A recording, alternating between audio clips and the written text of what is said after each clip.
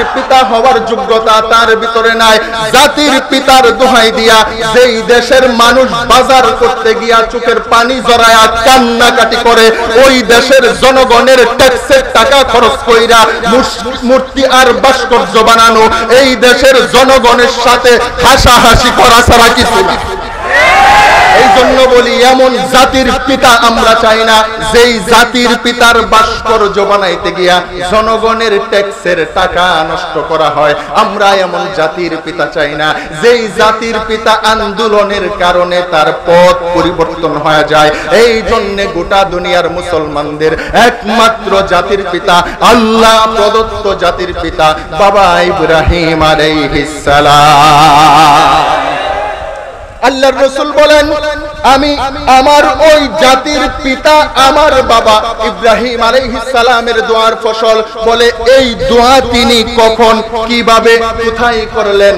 আল্লাহর কুরআন সাক্ষ্য দেয়। আল্লাহ তাআলা বলেন, ওয়া ইয ইয়ারফাউ ইব্রাহিমুল কওয়াইদা মিনাল বাইতি ওয়া ইসমাঈল। বাবা ইব্রাহিম আলাইহিস সালাম যখন তার সন্তান ইসমাঈলকে নিয়ে আল্লাহর ঘরখানায় কাবা পুনর্নির্মাণ করলেন, আল্লাহর ঘর নির্মাণ করা শেষ হয়ে গেছে। এমন এক সময়ের ভিতরে ইব্রাহিম আলাইহিস সালাম ওই কাবা ঘরের দরজার পাশে এক চৌকাঠ আছে, এই চৌকাঠের ভিতর হাত লাগাইয়া আল্লাহর পয়গম্বর দোয়া করতেছেন, ও মাওলাই কারীম, আমি আমার সন্তানটাকে নিয়ে তোমার এই ঘরখানায় কাবা নির্মাণ করলাম, তুমি আমার দোয়াকে কবুল করো, এই ঘরটাকে কবুল করে নাও। আল্লাহ বলেন, যাও ইব্রাহিম, দোয়া করলা, আমি তোমার এই ঘরটাকে, তোমার এই নির্মাণটাকে আমি উম্মতের হিদায়াতের জন্য কবুল করে নিলাম। এই দোয়া কবুল শুরু হয়ে গেল। বড় কথা, লম্বা ইতিহাস বলার মতো সময় নাই। স্পেশাল একটা দোয়া করলেন। এই দোয়াটাকে হযরতে ইব্রাহিম আলাইহিস সালাম বলেন, রব্বানা রব্বানা ওয়াবআস ফীহিম রাসূলা। এই জায়গার ভিতরে খানায়ে কাবা নির্মাণ করে ইব্রাহিম পয়গম্বর খলিলুল্লাহ নিজের সন্তান ইসমাইল জবিহুল্লাহ যেই গড়টাতে দাঁড়ায় আছেন, ওই গড়টার নাম বাইতুল্লাহ। খলিলুল্লাহ, জবিহুল্লাহ, বাইতুল্লাহ। আল্লাহর কাছে দোয়া করতেছেন, আল্লাহ আমার যেই সন্তান ইসমাইলকে নিয়ে তোমার এই ঘর আমি নির্মাণ করলাম, ইবআস ফীহিম রাসূলা, তুমি আমার এই সন্তান ইসমাইলের বংশধর থেকে স্পেশাল একজন নবী পাঠাইবা, এমন একজন নবী যেই নবীর কর্মসূচি হবে চারটা, যেই নবীর কাজ হবে চারটা। উম্মতের উলামায়ে কেরাম বলেন, এই যে বাবা ইব্রাহিম আলাইহিস সালাম এই লম্বা দোয়াটা আল্লাহর কাছে করলেন, আল্লাহ তুমি আমার সন্তান ইসমাইলের বংশধর থেকে স্পেশাল একজন নবী পাঠাইবা। আল্লাহ এই দোয়াটাকে এমন ভাবে কবুল করছেন, এমন ভাবে কবুল করছেন, বাবা ইব্রাহিম আলাইহিস সালামের বংশধর ইসহাক থেকে আল্লাহ অসংখ্য অগণিত নবী পাঠাইছেন। কিন্তু বাবা ইব্রাহিমের আরেক সন্তান ইসমাইলের বংশধর থেকে আল্লাহ কোন নবী না পাঠাইয়া সর্বশেষ সকল নবীদের সরদার সাইয়্যিদুল আম্বিয়া ওয়াল মুরসালিন জনাবে মুহাম্মদুর রাসূলুল্লাহকে পাঠায়া দিয়েছেন। সুবহানাল্লাহ, সুবহানাল্লাহ, আল্লাহু আকবার। আপনারা আমার কথা মনোযোগ দিয়ে শুনতেছেন না, এই জন্য আমার বলতে কষ্ট হইতেছে। আমার সামনে বসে যদি এদিক সেদিক তাকান, এটা আমার খুব খারাপ লাগে। এটা একটু চেক করেন আপনারা। তাহলে যেই কথার ভিতরে ছিলাম, বলেন তো বিশ্ব নবীর আগমন বাবা ইব্রাহিমের দোয়ার ফসল। সুবহানাল্লাহ, সুবহানাল্লাহ। আল্লাহ তাআলা নেককার বাবার ঘর থেকে নেককার সন্তান পাঠাইছে। বাবা সকল নবীদের বাবা, বাবা সকল মুসলমানদের জাতির পিতা। আর আল্লাহ সন্তান এমন পাঠাইছে, গোটা মানব সভ্যতার সরদার আল্লাহ বানায়া দিছে। এই জন্য বলে গাছ ভালো হলে ফল ভালো হবে, গাছ যদি ভালো না হয় ফল খারাপ হবে। আমরাও তো এমন মানুষকে জাতির পিতা বানাইছি যে ছিল জালেম, আর তার গত্তায় কাজে ফলাফল বের হইছে। নিজের গদি টিকায় রাখার জন্য নিরীহ ছাত্রদের বুকে গুলি করে দিছে। এই জন্য সন্তান ভালো পাওয়ার জন্য বাবা আদর্শবান হওয়া দরকার। মুহাম্মদুর রাসূলুল্লাহ বাবা পাইছেন আদর্শবান।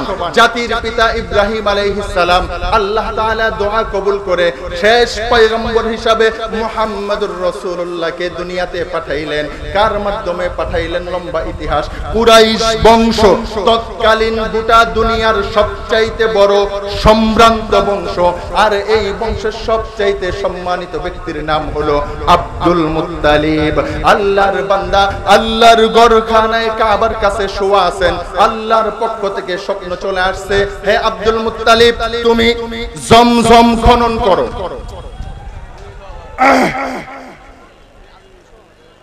আরে এই স্টেজে নড়াচড়াতে পাবলিক খালি লড়ে। এই যে এই পিছে দিয়ে যে নড়ে, ভালো আছেন?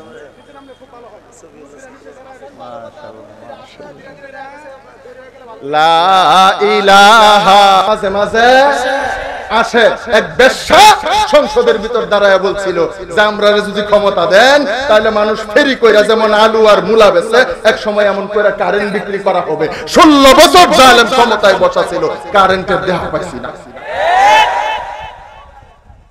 ঠিক কিনা? আপনারা কি রাগ করেন? রাগ করতেছেন? আল্লাহু আকবার। তাহলে যেই কথার ভিতরে ছিলাম, আল্লাহর পয়গম্বর যেই দিন দুনিয়াতে আসলেন, আল্লাহ তাআলা দুনিয়ার জালেমদের রাজপ্রাসাদে ভূমিকম্প সৃষ্টি করে দিয়েছেন। সুবহানাল্লাহ, সুবহানাল্লাহ। জালেমদের প্রাসাদের ওই প্রাচীরগুলা থরথর করে কেঁপে কেঁপে জমিনের মধ্যে পড়ে গেছে। পারস্যের হাজার বছর ধরে প্রজ্বলিত লেলিহান আগুন ধপ করে নিভে গেছে। আরে কি আশ্চর্যের ঘটনা! আল্লাহর পয়গম্বর দুনিয়াতে আসলেন, আল্লাহর কুদরতি রহমত আর বরকত শুরু হয়ে গেছে।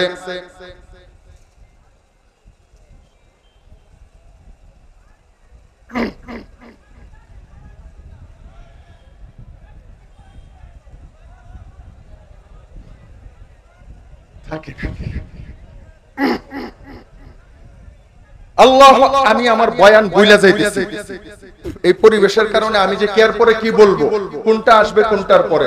একটা জিনিস বুঝেন, আমি কোনো বড় আলেম না। এই তারাকান্দা থানায় যত আলেম আছে সবার চাইতে অযোগ্য আমি। আমার চাইতে বড় অযোগ্য তারাকান্দা থানায় কেউ নাই। এটা আমি শুধু মুখে মুখে না, এটা বাস্তবতা। আমি আপনাদেরকে বাস্তবতা, আমি কোনো আলেম না, আর সুরও নাই। দুই জিনিস লাগে বয়ান করতে, হয় সুর লাগে নয় এলেমের জুর লাগে। আমার সুরও নাই, এলেমের জুরও নাই। এখানে বসা কেন? মা বাবার চোখের পানি আর উস্তাদদের নেক নজর, এই দুই বরকতে এখানে বসা। এই জন্য আমি বয়ান করলে মেজাজ এদিক সেদিক গেলে পরে আমি সবকিছু গুলায় ফেলাই, বুইলা জায়গা। এই জন্য আপনাদেরকে অনুরোধ করি আমারে ডিস্টার্ব করেন না, ঠিক আছে না? ইনশাআল্লাহ আপনারা আছেন না গেছেন গা? আল্লাহু আকবার। তাহলে যে কথার ভিতরে ছিলাম, এই তো আল্লাহর পয়গম্বরের রহমত আর বরকত শুরু হয়ে গেছে। উম্মতের উলামায়ে কেরাম বলেন, আল্লাহর পয়গম্বর যে সত্য নবী, এই নবীর অনেক মুজিজা আল্লাহ প্রকাশ করতে শুরু করেছেন। মক্কার কুরাইশদের অন্যতম একটা কাজ ছিল এইটা, নবজাতক সন্তান জন্মগ্রহণ করার পরে কিছু মহিলা নির্দিষ্ট ছিল। এই নবজাতক সন্তানকে এই মহিলাদের কাছে দিয়ে দেওয়া হতো। মহিলারা পাথরের বড় একটা পাত্রের নিচে এই সন্তানটাকে সারা রাত রেখে বিভিন্ন ধরনের মন্ত্রতন্ত্র পূজা অর্চনা করত। আল্লাহর পয়গম্বর যখন জন্মগ্রহণ করে, দাদা আব্দুল মুত্তালিব আল্লাহর পয়গম্বরকে নিয়ে কাবা ঘরের ভিতর যায়। আল্লাহর পয়গম্বরের জন্য কল্যাণের দোয়া করে, বরকতের দোয়া করে, অনেক মুহাব্বতের নাতি। আর এই নাতিকে ওই কুরাইশ মহিলাদের হাতে অর্পণ করে দেয়। কুরাইশ মহিলারা রাতের বেলায় আল্লাহর পয়গম্বরকে ওই পাথরের পাত্রের নিচে রেখে ঘুমিয়ে যায়। সকাল বেলা যখন তারা আল্লাহর পয়গম্বরকে ওইটার থেকে বের করতে আসে, আয়েশা দেখে ওই বিশাল শক্ত আর মজবুত পাথরের পাত্রটা ফাইটা চৌচির হয়া দুই পাশে পড়ে আছে। আর আল্লাহর পয়গম্বর বিস্ফোরিত নয়নে আকাশের দিকে তাকিয়ে আছেন। সুবহানাল্লাহ, সুবহানাল্লাহ। এইখান থেকে আল্লাহ তাআলা উম্মতদেরকে শিক্ষা দিতেছেন, হে দুনিয়ার উম্মতেরা, হে দুনিয়ার আমার বান্দারা আমার নবীর পাঠানোর মাধ্যমে, নবীর আগমনের মাধ্যমে আমি আল্লাহ দুনিয়া থেকে পূর্বের সকল কুসংস্কারকে দূর করতে চাই, পূর্বের সকল বেদাত দূর করতে চাই। তোমাদের বানানো রসম আর রেওয়াজ আমি আল্লাহ দুনিয়া থেকে বিদায় করার জন্য আমি আমার এই নবীকে পাঠাইছি। সুতরাং আমার নবীকে পাথরের পাত্রের নিচে চাপা দিয়া নতুন বেদাত চালু করবা, এইটা কখনো হতে পারে না। সুবহানাল্লাহ, সুবহানাল্লাহ। আল্লাহর পয়গম্বরের ওই পাত্র পাইটা চৌচির হয়া দুই পাশে পড়ে আছেন। ওই ইহুদি মহিলারা বলে এমন তো কখনো হয় নাই আমাদের সঙ্গে, এখন কেন হলো? তার মানে এই সন্তান সাধারণ কোন সন্তান না, সাধারণ কোন সন্তান না, এ তো আল্লাহর পয়গম্বরের মুজিজা। আল্লাহর পয়গম্বরের বয়স যখন সামান্য পরিমাণ হলো, ওই কুরাইশদের নিয়ম ছিল দুধ পান করানোর জন্য, শুদ্ধ ভাষা শিক্ষা দেওয়ার জন্য মক্কার বাহিরে প্রেরণ করে দিতেন। তিরমিজি শরীফের মধ্যে গালেবান তিরমিজির মধ্যে হয়তো এই হাদিস আছে। এই হাদিসের মধ্যে হযরতে ইবনে আব্বাস আব্দুল্লাহ ইবনে আব্বাস রাদিয়াল্লাহু, হযরতে হালিমা রাদিয়াল্লাহু আনহা থেকে বর্ণনা করেন। হযরতে হালিমা বলেন, যেই বছর মুহাম্মদুর রাসূলুল্লাহ সাল্লাল্লাহু আলাইহি ওয়াসাল্লাম দুনিয়াতে আগমন করলেন, ওই সময় ছিল দুর্ভিক্ষের বছর। এই দুর্ভিক্ষের বছরে তায়েববাসী হাহাকার করে, কোথাও খাদ্য নাই, ঘাস নাই, গরু ছাগল গোলা, উট বকরি গোলা উপদার যন্ত্রণায় কষ্ট করে। এই দুর্ভিক্ষের ভিতরে আমরা 10 জন মানুষের একটা দল মক্কায় চলে গেলাম দুগ্ধ পুষ্য নবজাতক শিশু লালন পালন করার জন্য, মক্কা থেকে নিয়ে আসার জন্য। আমার সাথে ছিল আমার বৃদ্ধ স্বামী, আমার দুধের একটা বাচ্চা, আমার বাহন একটা গাধা আর একটা বৃদ্ধ উটনি। এই বাহনগুলা নিয়ে আমি মক্কার দিকে গেলাম। আমার গাধাটা দুর্বল হওয়ার কারণে আমার সকল সাথী সঙ্গীরা আমাকে পিছনে রেখে সামনের দিকে চলে গেল, আগে আগে চলে গেল। মক্কায় পৌঁছানোর পরে হযরতে হালিমাতুস সাদিয়া বলেন, আল্লাহর কসম দিয়া বলি মুহাম্মাদুর রাসূলুল্লাহকে আমার সকল সাথী আর সঙ্গীদের সামনে পেশ করা হয়েছে মুহাম্মদকে নেওয়ার জন্য। কেউ নেই নাই, কেউ নেই নাই লালন পালনের জন্য। কেন নিল না? কারণ সবাই যখন জানতে পেরেছে এটা এতিম, তার বাবা নাই। সুতরাং যার কোনো বাবা নাই তাকে লালন পালন করলে টাকা পয়সা পাওয়ার কোনো আশা নাই। এই জন্য সবার সামনে ধরার পরেও কেউ নিতে রাজি হয় নাই। আমার সামনে যখন ধরা হলো এতিম শুনে আমিও তাকে গ্রহণ করলাম না। খুঁজতে খুঁজতে খুঁজতে খুঁজতে আমার সকল সঙ্গী সাথীরা একটা একটা করে দুধের বাচ্চা পেয়ে গেল, কিন্তু আমি হালিমাতুস সাদিয়া আমি একটা বাচ্চাও পেলাম না। রাতের বেলায় যখন ঘুমিয়ে গেলাম, সকাল বেলায় আবার রওনা হয়ে যাব নিজের দেশ তায়েফের দিকে। কিন্তু রাতের বেলায় আমি সিদ্ধান্ত নিয়ে নিলাম এত দূর থেকে সন্তানের জন্য এই পর্যন্ত আসছি, খালি হাতে ফিরত যাব না। স্বামীকে বললাম, আল্লাহর শপথ আমি খালি হাতে যাব না, আমি অন্তত ওই এতিম বাচ্চাটাকে হলেও নিয়ে যাইতে চাই। স্বামী বললেন, ঠিক আছে, তোমার যা মনে হয় তুমি করতে পারো। আরে আল্লাহর ঘোষণা, ওয়ামা আরসালনাকা ইল্লা রাহমাতাল লিল আলামিন, ও আমার নবী আপনাকে গোটা জগতের জন্য আমি রহমত বানায় পাঠাইছি। হযরতে হালিমাতুস সাদিয়া বলেন, এই কেমন রহমতের নবী, কেমন বরকতের নবী। সকাল বেলায় ওইটা আমি যখন আমেনার ঘরের দরজায় গিয়া দাঁড়াইলাম, আমেনা আমাকে দেখার পর বলল, কি চাও? আমি বললাম, আমি ওই এতিম বাচ্চাটাকে নিতে চাই। আপনি কোনো বিনিময় দেন আর না দেন, আমি খালি হাতে যাব না, ওই এতিম বাচ্চাটাই আমাকে দেওয়া হোক। হযরতে হালিমাতুস সাদিয়া বলেন, এই কথা বলে দুলনার উপর শোয়া আল্লাহর পয়গম্বরকে আমি যখন আমার দুইটা হাত দিয়া ধরলাম, আমি লক্ষ্য করে দেখলাম শিশু নবী উম্মি নবী ওই দুলনা থেকে দুইটা হাত বাড়ায়া আমাকেও জড়ায়া ধরার চেষ্টা করতেছে। সুবহানাল্লাহ সুবহানাল্লাহ। হযরতে হালিমাতুস সাদিয়া বলেন, এ দুনিয়ার মানুষেরা, নবী চিনলা না, নেতা চিনলা না, লিডার চিনলা না। আজকে আমরা নেতা চিনি না, আল্লাহ আমাদের নেতা বানায় পাঠাইছেন রাসূলকে। আল্লাহ বলেন, ওয়া ইন্নাকা লাআলা খুলুকিন আযীম, মহান চরিত্রের অধিকারী দিয়া, মহান আদর্শ দিয়া আমি আমার নবীকে দুনিয়াতে পাঠাইছি, মহান আদর্শ দিয়া।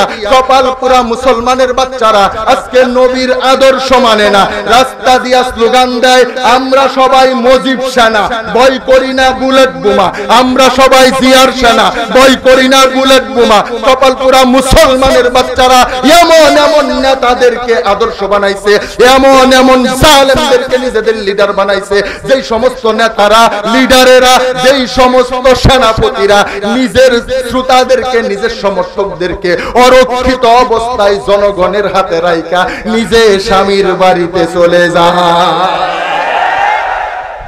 এমন এমন জালেমকে নিজের আদর্শ বানাইছে, বলে তার জন্য কপাল পুরা জীবনও দিয়া দিবে।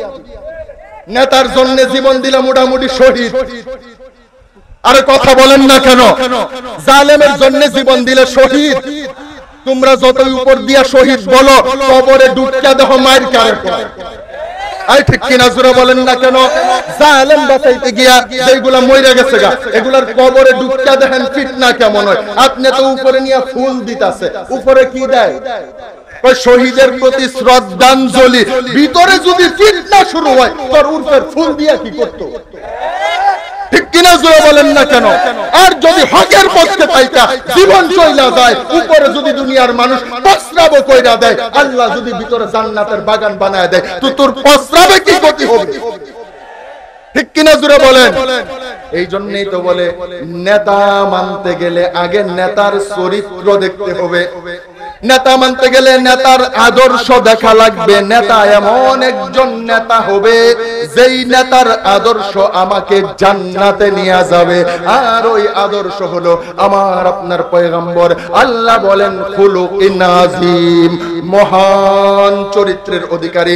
এই জন্য তারা কান্দার মুসলমান, মুসলমান যে নিজেকে দাবি করেন, আজ থেকে তওবা করেন। আমরা মুজিবের দল না, আমরা জিয়ার দল না, আমরা ইউনূসও চাই না, ফিউনূসও চাই না, কিচ্ছু চাই না। আমাদের একজন নেতা মুহাম্মাদুর রাসূলুল্লাহ। ঠিক কিনা জোরে বলেন না কেন? আমাদের একজন নেতা মুহাম্মাদুর রাসূলুল্লাহ। আমরা সবাই মুহাম্মাদুর রাসূলুল্লাহর আদর্শের সৈনিক। এই জন্য দুনিয়ার এই সমস্ত পলায়নকর জালেম নেতাদের জন্য জীবন না দিয়া আল্লাহর রাসূলের ইজ্জতের খাতিরে, আল্লাহর রাসূলের আনিত দিন ইসলামের খাতিরে জীবন দিতে রাজি আছি না নাই? জোরে বলেন, রাজি আছি না নাই? কে কে রাজি? আল্লাহকে দুই হাত তুলে দেখান। নারায়ে তাকবীর। এই জন্য বলে, মুসলমান সব ছাড়তে পারে, ঈমান ছাড়তে পারে। মুসলমান সব ছাড়তে পারে, সব ছাড়তে পারে, কিন্তু নিজের ঈমান ছাড়তে পারে না, নিজের দেশ ছাড়তে পারে না। ঈমানদার হবে যে তার কাছে রাসূলের মুহাব্বত থাকবে, মুসলমান হবে যে তার কাছে তার ঈমানের মুহাব্বত থাকবে। আর ঈমানের দাবি হলো নেতা হবে একমাত্র মুহাম্মদুর রাসূলুল্লাহ। দুনিয়াতে আর কেউ নেতা নাই। কেমন নেতা? জনগণ আলু খায় 60 টাকা কেজি, জনগণ পেঁয়াজের দাম শুনলে কান্নাকাটি করে, জনগণ রমজান মাসে সারা মাস রোজা রাইখা খেজুর দিয়া ইফতার করবে। নেতা বলে, খেজুর দিয়া খাওয়ার দরকার কি, বড়ই দিয়া খা। জোরে বলেন না কিসের জন্য? জনগণ সারা দিন রোজা রাইখা একটু বেগুন দিয়া বেগুনি বানায় খাবে। তো নেত্রী বলে, বেগুনের খুব ক্রাইসিস, বেগুন দরকার নাই, মিষ্টি কুমড়া দা বেগুনি বানা।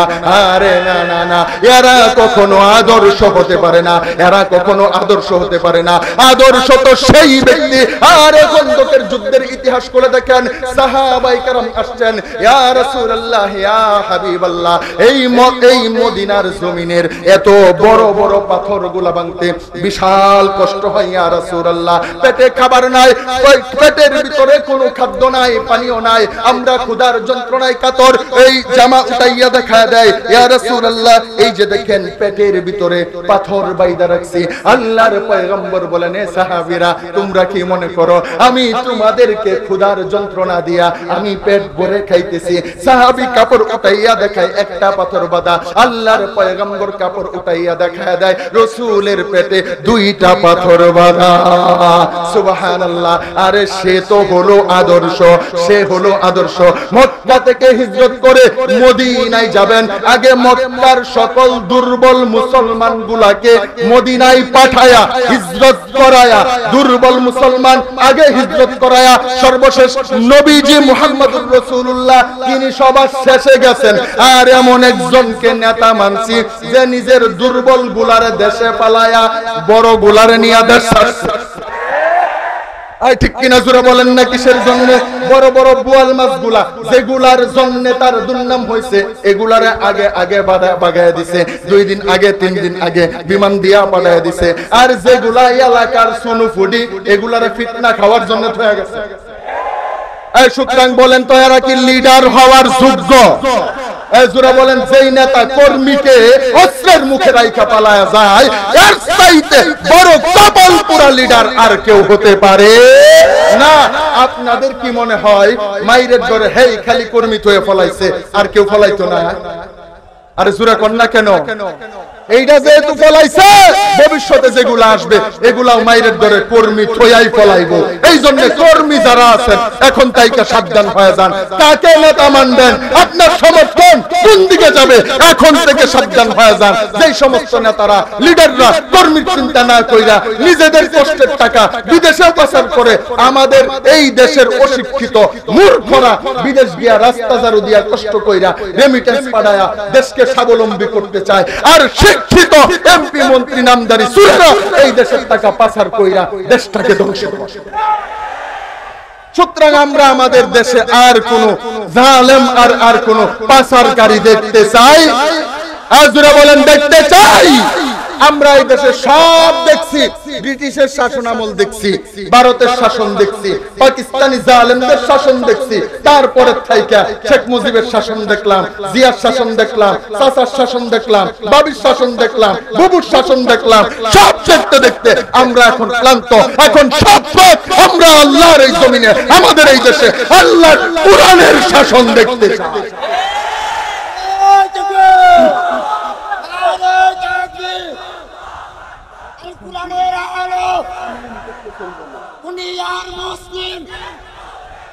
আমরা হলাম রাসূলের সেনা।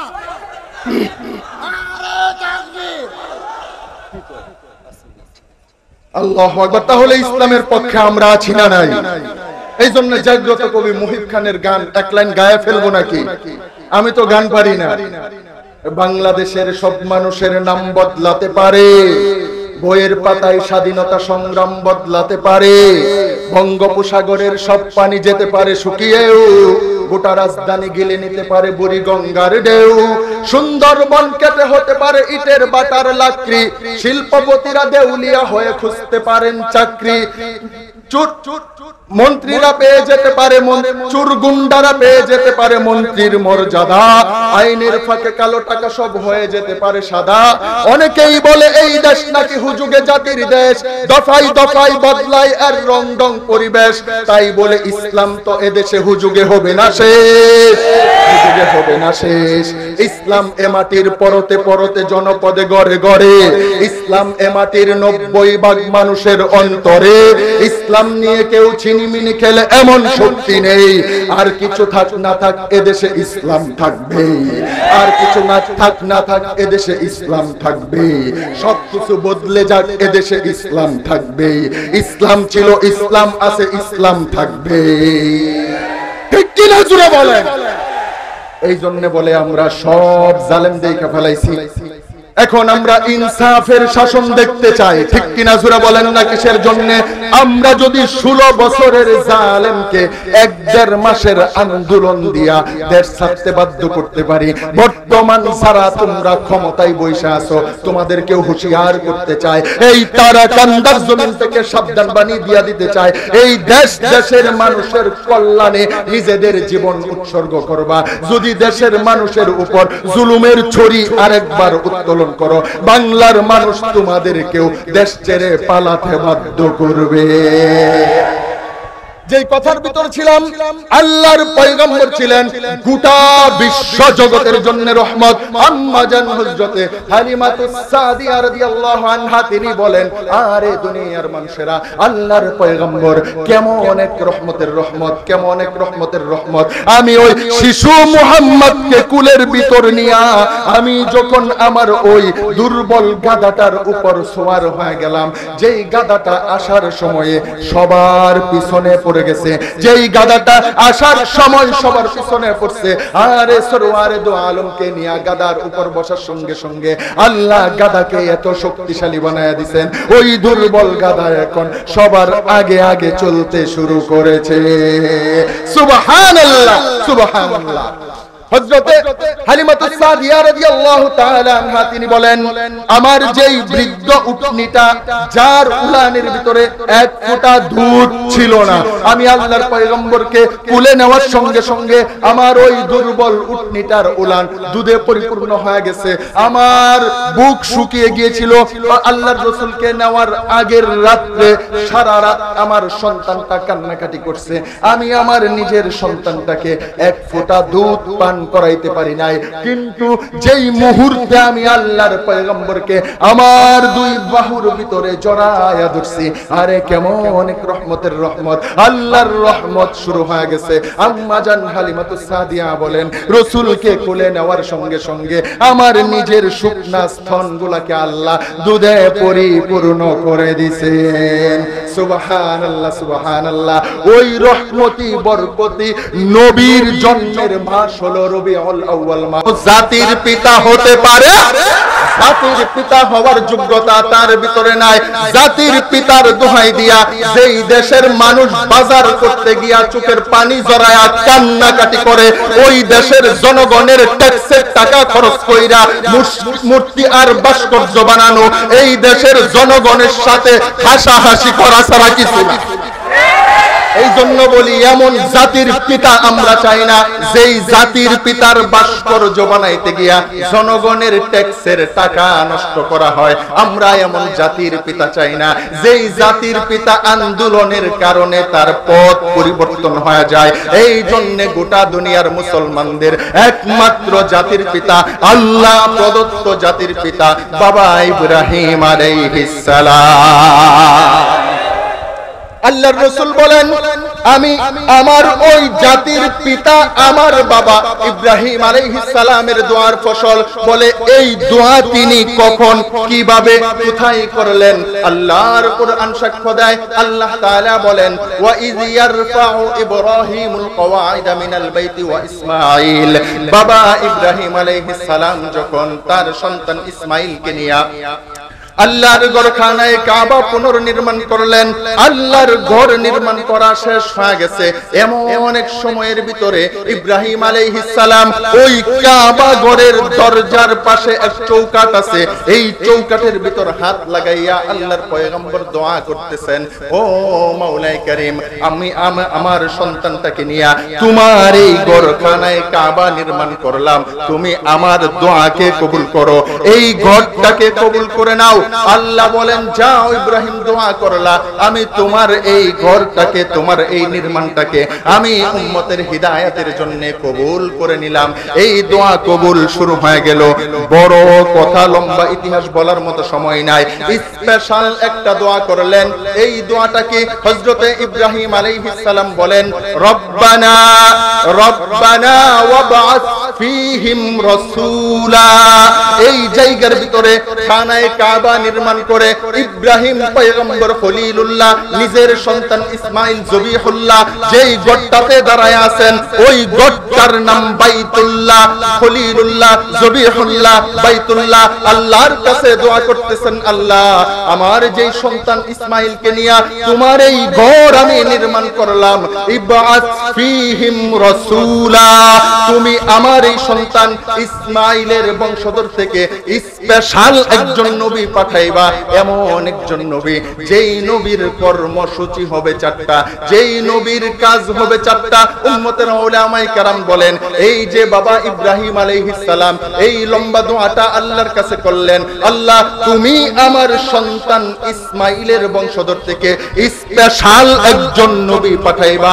আল্লাহ এই দোয়াটাকে এমন ভাবে কবুল করছেন, এমন ভাবে কবুল করছেন, বাবা ইব্রাহিম আলাইহিস সালামের বংশধর ইসহাক থেকে আল্লাহ অসংখ্য অগণিত নবী পাঠাইছেন, কিন্তু বাবা ইব্রাহিমের আরেক সন্তান ইসমাইলের বংশধর থেকে আল্লাহ কোন নবী না পাঠাইয়া সর্বশেষ সকল নবীদের সরদার সাইয়্যিদুল আম্বিয়া ওয়াল মুরসালিন জনাবে মুহাম্মদুর রাসূলুল্লাহকে পাঠায়া দিয়েছে। সুবহানাল্লাহ, সুবহানাল্লাহ, আল্লাহু আকবার। আপনারা আমার কথা মনোযোগ দিয়ে শুনতেছেন না, এই জন্য আমার বলতে কষ্ট হইতেছে। আমার সামনে বসে যদি এদিক সেদিক তাকান এটা আমার খুব খারাপ লাগে, এটা একটু চেক করেন আপনারা। তাহলে যেই কথার ভিতরে ছিলাম, বলেন তো বিশ্ব নবীর আগমন বাবা ইব্রাহিমের দোয়ার ফসল। সুবহানাল্লাহ, সুবহানাল্লাহ।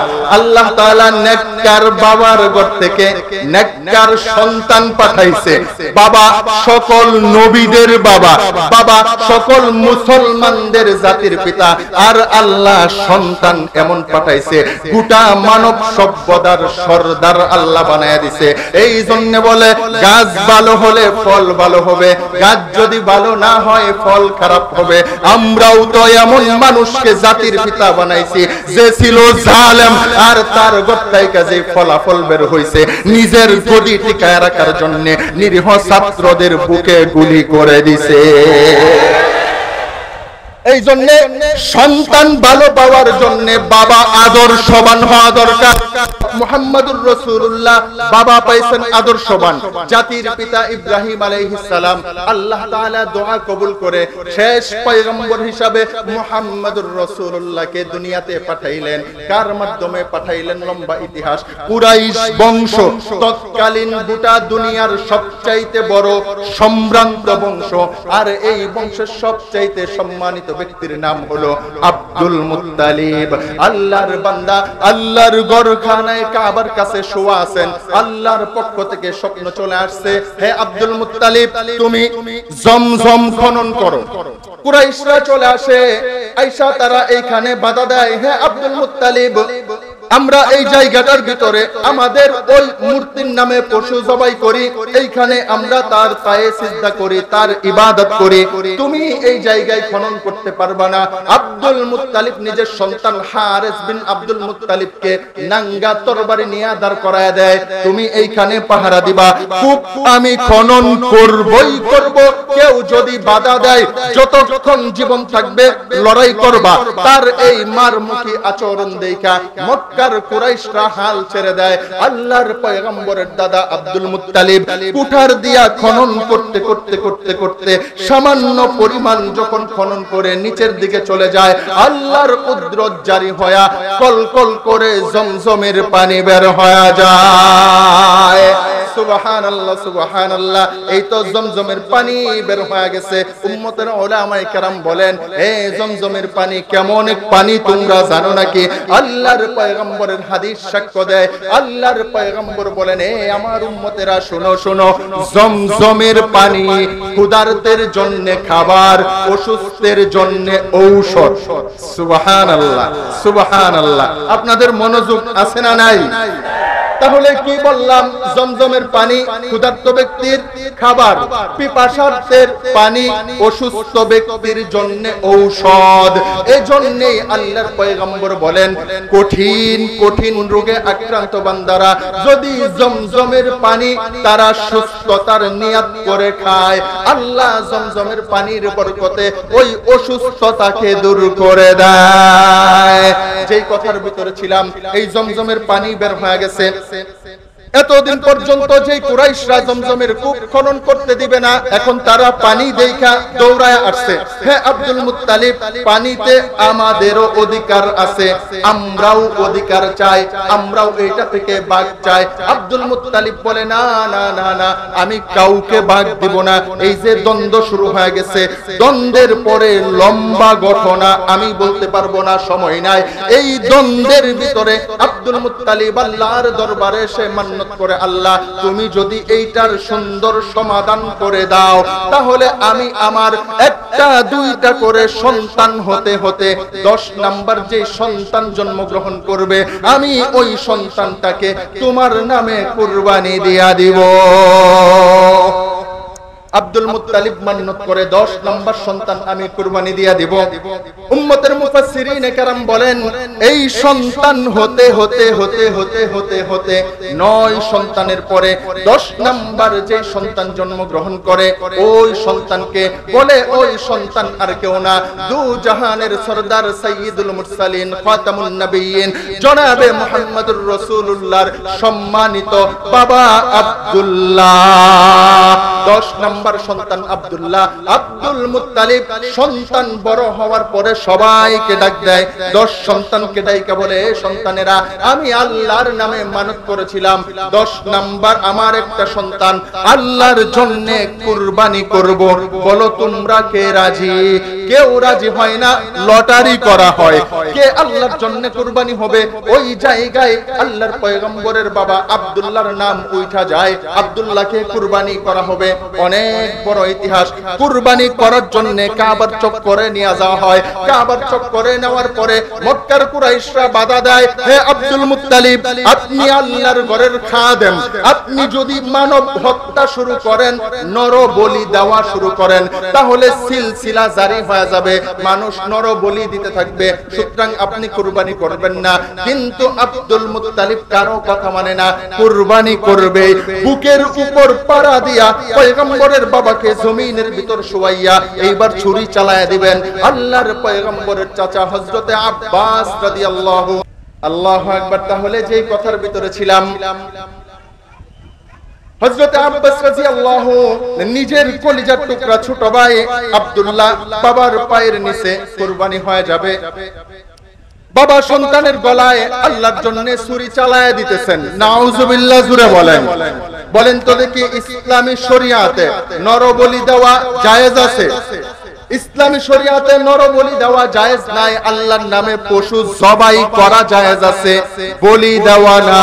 মুসলমান কখনো বলি দিতে পারে না, মুসলমান জবাই করবে আল্লাহর নামে। যেই কথা বলতে চাই, হযরত আব্বাস রাদিয়াল্লাহু নিজের ছোট ভাই আব্দুল্লাহকে বাবার পায়ের নিচ থেকে তার হাতের ভিতর দইরা টাইনা যখন বের কইরা নিয়ে যাবে, আব্দুল্লাহ এত রাগান্বিত হয়ে যায়, এত জোরে আব্বাস রাদিয়াল্লাহুর এই গালের ভিতর চর লাগায়। উম্মতের মুহাদ্দিসিনে কেরাম বলেন, মৃত্যুর আগ পর্যন্ত ওই চরের একটা চিহ্ন আব্বাস রাদিয়াল্লাহুর মুখের ভিতরে ছিল। সুবহানাল্লাহ। হযরত আব্বাস রাদিয়াল্লাহু আল্লাহর পয়গম্বরের বাবাকে এইখান থেকে বের করে নিয়ে আসেন, জবাই করতে দিব না। এখন সমাধান কি? সবাই মিলা ইহুদি পণ্ডিতের কাছে যায়। তাওরাত কিতাবের বড়, ইনজিল কিতাবের বড় আলেম ছিল একজন ইহুদি পণ্ডিত। তার কাছে যখন সমাধান চাওয়া হয়, আল্লাহর বান্দা বলে, হে আব্দুল মুত্তালিব, একটা সমাধান আছে, তুমি আল্লাহর নামে 10টা উট নিবা আর আল্লাহর নামে আব্দুল্লাহ উটটাকে নিবা, দুইটার ভিতর লটারি করবা, লটারিতে যদি উটের নাম আসে উট জবাই করবা, যদি আব্দুল্লাহর নাম আসে আবার 10টা উট বাড়ায়া 20টা উট একদিকে রাইখা আবার লটারি করবা, যদি আবার আব্দুল্লাহর নাম আসে 10টা করে উট বাড়াইতে থাকবা। ইতিহাস খুলে দেখবেন, আমি আল বিদায়া ওয়ান নিহায়া থেকে আপনাদেরকে বলতেছি।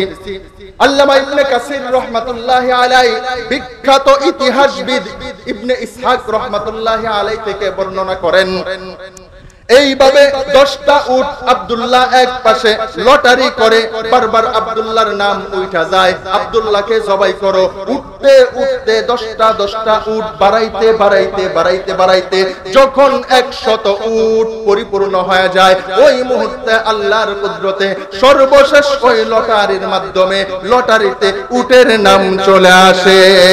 সুবহানাল্লাহ সুবহানাল্লাহ। আব্দুল্লাহর জানের পরিবর্তে 100 উট কুরবানি হয়ে যায়, আব্দুল্লাহ জানে বাইসা গেছে, সবার ভিতরে আনন্দ। এই কাবার প্রাঙ্গণ থেকে আব্দুল্লাহ বাবা আব্দুল মুত্তালিবের সঙ্গে বিদায় নিবে। এই প্রাঙ্গণের এক পাশে আল্লাহর একজন বান্দী ছিল, ওয়ারাকা বিন নওফেলের বোন, ইহুদি একজন মহিলা, ইনজিলের বড় জানাশোনা তার ভিতরে ছিল, তার নাম উম্মুল কিতাল। আল্লাহর এই বান্দী উম্মুল কিতাল আল্লাহর পয়গম্বরের বাবাকে প্রস্তাব দিতেছে, হে আব্দুল্লাহ, তোমার জান বাঁচানোর জন্য তোমার বাবার 100 উট ক্ষতি হয়ে গেছে, যাও আমি তোমাকে প্রস্তাব করতেছি, তুমি যদি এই মুহূর্তে আমাকে বিয়ে করো, বিয়ের পরে আমার সঙ্গে যদি মেলামেশা করো, তোমার কাফারার 100 উট আমি তোমাকে ফিরায়া দেব। সুবহানাল্লাহ সুবহানাল্লাহ। কিন্তু হযরত আব্দুল্লাহ পয়গম্বরের বাবা সৎ চরিত্রবান, নিজের মন মতো কাজ করে না, হযরত আব্দুল মুত্তালিবের পিছন পিছন চলে যায়। হযরত মানে জনাব, হযরত মানে কি বলেন, আর জোরে বলেন, হযরত মানে কি? জনাব সম্মানের জন্য বলা হয়, ওনাদের নামের শেষে শুরুতে হযরত বলতেছি, ওনাদের ব্যক্তিত্বের সম্মানের দিকে তাকায়, ঠিক কিনা জোরে বলেন। তাহলে যেই কথার ভিতরে ছিলাম, হযরত আব্দুল মুত্তালিবের পিছন পিছন চলে যায়। আব্দুল মুত্তালিব নিজের সন্তান বেঁচে গেছে, এই খুশিতে আরেক সম্ভ্রান্ত ফ্যামিলির ঘরের কন্যা আব্দুল ওয়াহাবের ঘর থেকে আল্লাহর পয়গম্বরের মা আমেনার সঙ্গে হযরতে আব্দুল্লাহর বিয়ের ব্যবস্থা করে দেন। সুবহানাল্লাহ সুবহানাল্লাহ। যেই ইতিহাস বলতে চাই, এই যে আমেনার সঙ্গে মা আমেনার সঙ্গে হযরত আব্দুল্লাহর বিয়ে হয়ে গেল। উম্মতের মুহাদ্দিসিনে কেরাম বলেন, এই বিয়ের রজনীতে এই যে আব্দুল্লাহ আমেনা, নবীজির মা নবীজির বাবা, দুইজনের ভিতরে মিলন সংগঠিত হলো, বাসর সংগঠিত হলো। ওই বরকতময় মুবারক বাসরের মাধ্যমে আল্লাহর পয়গম্বর নিজের বাবার পাজর থেকে মায়ের গর্ভে চলে গেছেন। সুবহানাল্লাহ সুবহানাল্লাহ। আল্লাহর পয়গম্বরের দুনিয়াতে আগমনের সর্বপ্রথম ধাপ সম্পন্ন হয়ে গেছে। আল্লাহর পয়গম্বর এখন মায়ের গর্ভের ভিতরে, আব্দুল্লাহ যায় কাবার প্রাঙ্গণে, ওই উম্মুল কিতাল মহিলার সঙ্গে আবার সাক্ষাৎ হয়ে যায়। কিন্তু আব্দুল্লাহ লক্ষ্য করে দেখে, যেই মহিলা মাত্র 2-1 দিন আগে তাকে বিয়ে করার জন্য 100 উট হাদিয়া দেওয়ার জন্য রাজি ছিল, ওই মহিলা এখন তার দিকে ফিরেও তাকায় না, জিজ্ঞাসা করে না। আশ্চর্য হয়ে গেছে। তিনি গিয়া জিজ্ঞেস করেন, হে উম্মুল কিতাল, তুমি তো আমার প্রতি খুবই আকৃষ্ট ছিলা, আমাকে বিয়ের জন্য পাগল ছিলা, আজকে তো কথাই বলতেছো না। তো উম্মুল কিতাল বলে, হে আব্দুল্লাহ, আমি তোমার জন্য পাগল ছিলাম না, আমি তো আল্লাহর কিতাব ইনজিল তিলাওয়াত করেছি, আর ওই ইনজিলের ভিতরে আখেরি জামানার নবী মুহাম্মদুর রাসূলুল্লাহ সাল্লাল্লাহু আলাইহি ওয়াসাল্লামের আগমনের যতগুলো চিহ্ন ওইখানে বর্ণনা করা হয়েছে, তার একটা অন্যতম চিহ্ন আমি তোমার কপালের মধ্যে দেখেছি। তোমার কপালের দিকে তাকাইয়া আখেরি জামানার নবীর ওই নূরানি চিহ্ন আমি তোমার কপালের মধ্যে লক্ষ্য করেছিলাম। কিন্তু যখন তুমি আমেনার সঙ্গে বিবাহ বন্ধনে আবদ্ধ হয়ে মিলামিশা হয়ে গেছে, ওই নূর তোমার কপাল থেকে আমিনার গর্ভে চলে গেছে। আমি তো সর্বশ্রেষ্ঠ নবীর মা হওয়ার সৌভাগ্য অর্জন করতে চেয়েছিলাম, যেহেতু ওই নূর তোমার ভিতরে আর নাই, তোমাকে আমার কোনো দরকার নাই। সুবহানাল্লাহ সুবহানাল্লাহ। ওই নবী এমন রহমতের নবী, এমন বরকতের নবী, যেই নবীর মা হওয়ার জন্য দুনিয়ার ইহুদিরাও পাগল ছিল, ইহুদি মহিলারাও পাগল ছিল। কিন্তু বড় আফসোস আর পরিতাপের বিষয়, আমাদের দেশে কিছু নামদারি কপালপুরা মুসলমানের বাচ্চারা ওই নবীর মহব্বত নিয়া, নবীর আশক নিয়া, নবীর দুশমন কাদিয়ানীদের বিরুদ্ধে তারা কোনো পদক্ষেপ নিতে রাজি হয় না। নবীর দুশমনদেরকে বছরের পর বছর লালন পালন করে আখের জামানার নবীর মহব্বত যদি এই কপালপুরাদের কলিজার ভিতরে থাকতো, 16 বছর ক্ষমতায় থাইকা কাদিয়ানীদেরকে রাষ্ট্রীয়ভাবে কাফের ঘোষণা করত। যেহেতু ঘোষণা করে নাই, বোঝা যায় এরাও কাদিয়ানীদের মতো রাসূলের দুশমন। সুতরাং আমরা নবীর কোন দুশমনকে ক্ষমতায় দেখতে চাই? আজরা বলেন দেখতে চাই। সে যেই দলেরই হোক না কেন, বর্তমান অন্তর্বর্তী সরকার সে যদি নবীর দুশমনদের বিরুদ্ধে কোনো পদক্ষেপ না দেয়, আমরাও তাকে ইতিহাসের আস্থা করে লাথি মেরে ফেলে দিব ইনশাআল্লাহ। আমাদের কাছে কোনো সরকার নাই, আমরা আওয়ামী লীগ বুঝি না, বিএনপি বুঝি না, অন্তর্বর্তী রাশদ বাসদ জামপন্থী রামপন্থী কিচ্ছু বুঝি না। আমাদের কাছে আমাদের নবী সবার উপরে, নবীর ইজ্জতের পক্ষে যারা, আমরা তাদের পক্ষে। নবীর ইজ্জতের বিরুদ্ধে আমার বাবাও যদি চইলা যায়, আমি আমার বাবার ফাঁসি চাই।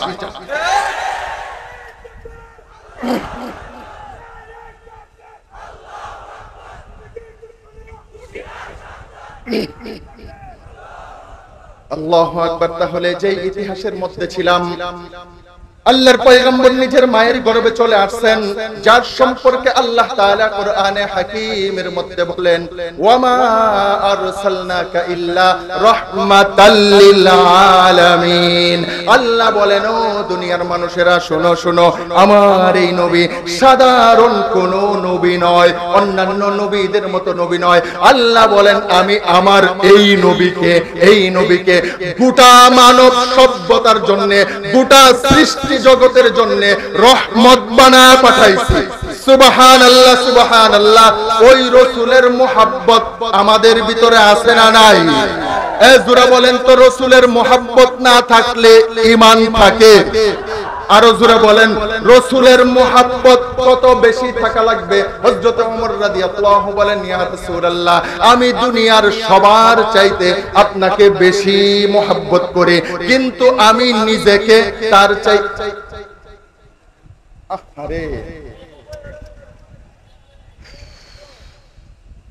আলহামদুলিল্লাহ। আপনারা এই পাশে কথাবার্তা বললেন না, যে যেমনে আছেন শুনতে থাকেন। যেহেতু আমরা পরিবেশ করতে পারি না, এটা আমাদের দোষ, ঠিক না? আমাদের দোষ আমরা স্বীকার করে নিলাম। আপনারা দোয়া করেন, এই বৃষ্টি যদি না হইতো এখানে কোনো কিছুর দরকার ছিল না, ঠিক কিনা? তো এই বৃষ্টি দেওয়ার ফয়সালা কার? আরে জোরে বলে না, আরো জোরে বলেন না। আল্লাহর ফয়সালায় আমরা খুশি না বেজার? খুশি না বেজার? কারণ আল্লাহর বান্দা হবে সে, আল্লাহর ফয়সালায় সন্তুষ্ট হবে যে, ঠিক কিনা জোরে বলেন। তাহলে যেই কথার ভিতরে ছিলাম, রাসূলের মুহাব্বত নিজের, আরে এই কারো পিছাইতে হবে না, চুপচাপ দাঁড়ান এখানে ভাই, পিছান পুছান কিচ্ছু বলার দরকার নাই, যে যেমনে আছে থাকুক, ঠিক আছে না? ইনশাআল্লাহ কোনো ডিস্টার্বের দরকার নাই, যে যেমনে আছেন এমনে দাঁড়ান ইনশাআল্লাহ। কই জানি ছিলাম আমি? আল্লাহু আকবার। তাহলে নবীজির মুহাব্বত কেমন থাকা লাগবে? আল্লাহর পয়গম্বর বলেন, তুমি যদি আমি নবীকে তোমার নিজের চাইতেও বেশি মুহাব্বত না করতে পারো, তাহলে তুমি ঈমানদারি না। সুবহানাল্লাহ সুবহানাল্লাহ। এই জন্যই তো শিল্পী কি সুন্দর করে সঙ্গীত গাইছেন, রাসূলের সীমাহীন ভালোবাসা ছাড়া ঈমানের এতটুকু নেই, দাম নেই। সুবহানাল্লাহ। তাহলে ওই নবীজির সীমাহীন মুহাব্বত আমাদের কলিজায়। আল্লাহ বলেন, ওয়ামা আরসালনাকা ইল্লা রাহমাতাল লিল আলামিন। নবী, আমি আপনাকে গোটা বিশ্ব ব্রহ্মাণ্ডের জন্য রহমত বানায় পাঠাইলাম। আরে কেমন এক রহমত! আল্লাহর পয়গম্বরের মা হযরতে আমেনা বলেন, এ দুনিয়ার মানুষেরা শোনো শোনো শোনো শোনো, যেই দিন থেকে মুহাম্মদ আমার গর্ভে এসেছে, দুনিয়ার অন্যান্য সকল মহিলারা গর্ভকালীন তাদের যত রকমের কষ্ট হয়, হাঁটতে কষ্ট, চলতে কষ্ট, বসতে কষ্ট, একটু কাজকর্ম করতে কষ্ট, পেটটা ভারী ভারী লাগে, ওজন লাগে, পেটের ভিতর বাচ্চা লাথি মারে, লাথি দিলেও টেনশন, নড়াচড়া না করলেও টেনশন। কিন্তু আল্লাহর পয়গম্বরের মা আমেনা বলেন, মুহাম্মদ যেই দিন থেকে আমার গর্ভে আসছে ওই দিন থেকে প্রসব হওয়া পর্যন্ত আমি আমেনা মুহূর্ত সময়ের জন্যও কোন ধরনের যন্ত্রণা অনুভব করি না। আমার নবী তার মায়ের জন্য রহমত হয়ে গেছে। উম্মতের উলামায়ে কেরাম বলেন, আল্লাহর পয়গম্বর জনাবে মুহাম্মদুর রাসূলুল্লাহ সাল্লাল্লাহু আলাইহি ওয়াসাল্লাম দুনিয়াতে আগমন করাটাও রহমত। কেমন অনেক রহমত! হযরতে আমেনার গর্ভ থেকে আল্লাহর পয়গম্বর যখন দুনিয়াতে আসছেন, দুই হাঁটুর উপর ভর করে, হাতের উপর ভর করে, হামাগুড়ি অবস্থায় আকাশের দিকে মাথা দিয়া, চক্ষু দিয়া আল্লাহর পয়গম্বর দুনিয়াতে আসছেন। ওই ঘরে একজন মহিলা ছিল। ওই মহিলা বর্ণনা করেন, মুহাম্মদের জন্মের দিন আমি আমেনার কাছে ছিলাম। মুহাম্মদ যেই দিন জন্মগ্রহণ করেছে ওই দিন আমেনার ঘরে আমি নূর আর নূর দেখেছি, আলো আর আলো দেখেছি, আলো সারা কিছু দেখি নাই। সুবহানাল্লাহ, সুবহানাল্লাহ। আরে কেমন এক রহমত, কেমন এক বরকতের বরকত! আল্লাহর পয়গম্বরের হাদিস সাক্ষ্য দেয়। আল্লাহর পয়গম্বর বলেন, এ দুনিয়ার আমার উম্মতেরা, আমি দুনিয়াতে আগমন করেছি নারী কর্তৃত অবস্থায়। নার কর্তৃত অবস্থায় আমরা আসি কিভাবে? নাভি জয়েন্টের মাধ্যমে, নার জয়েন্টের মাধ্যমে। আল্লাহর পয়গম্বর বলেন, না না, আমি মুহাম্মদ দুনিয়াতে এসেছি নাভি কর্তন করা অবস্থায়। আল্লাহর পয়গম্বর বলেন, আমি মুহাম্মদ দুনিয়াতে এসেছি সাল্লাল্লাহু আলাইহি ওয়াসাল্লাম দুনিয়াতে এসেছি খতনা বা মুসলমানি করা অবস্থায়। সুবহানাল্লাহ, সুবহানাল্লাহ। আল্লাহর রাসূলকে আল্লাহ তাআলা দুনিয়াতে পাঠাইছেন, দুনিয়ার কেউ নাভি কাটার দরকার পড়ে নাই। তিরমিজির হাদিস, রাসূল বলেন, দুনিয়ার কোন মানুষ আমি রাসূলের লজ্জা স্থান দেখে নাই। সুবহানাল্লাহ নাই। আহারে আপনাদের সুবহানাল্লাহ সাইজ জোরে বলেন না সুবহানাল্লাহ। আপনাদের সুবহানাল্লাহর আওয়াজে মনে হইতেছে এই তারাকান্দা থানার অধিকাংশ মানুষ মনে হয় মুসলমানি করা অবস্থায় জন্ম নিছে। আল্লাহু আকবার। তাহলে যেই কথার ভিতরে ছিলাম, আল্লাহর পয়গম্বর যেই দিন দুনিয়াতে আসলেন দুনিয়ার অবস্থাটা কি এইখান থেকে ভালো করে বুঝেন। ইতিহাসবিদগণ ইতিহাসের কিতাবের মধ্যে লেখে, আল্লাহর পয়গম্বরের জন্মের ওই সময়টাতে কাইসার আর কিসরা তৎকালীন বড় বড় রাজত্ব, এই রাজত্বের বাদশাদের ওই শাহী মহলের ভিতরে কম্পন সৃষ্টি হয়ে যায়। রাসূলের আগমনের ভিতরে আল্লাহ তাআলা গোটা দুনিয়ার মানব সভ্যতাকে সংবাদ দিয়া দেন, যা আল হক ওয়া যাহাকাল বাতিল ইন্নাল বাতিলা কানা যাহুকা।